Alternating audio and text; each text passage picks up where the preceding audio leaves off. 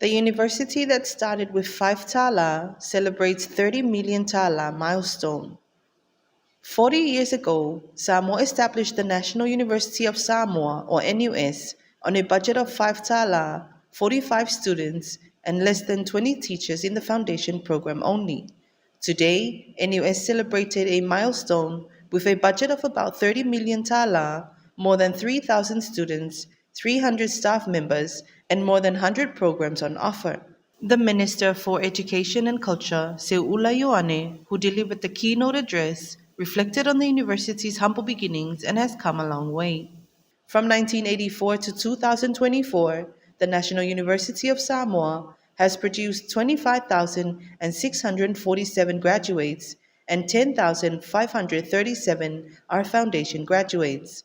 The number of undergraduates and higher degree graduates sits at 8,789, and the remaining 6,321 are TVET graduates. These figures demonstrate the university's valuable and ongoing contribution to the human resource development of Samoa, said the minister.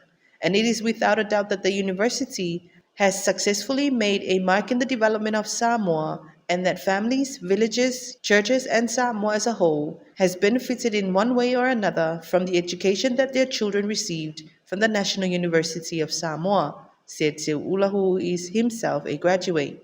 One of the original teachers of the university from 1984, still at NUS, is Silafau Professor Sina Ba'ai.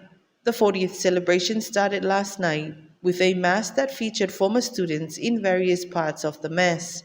Today's event started with a morning parade along Beach Road that featured various schools and faculties of the university.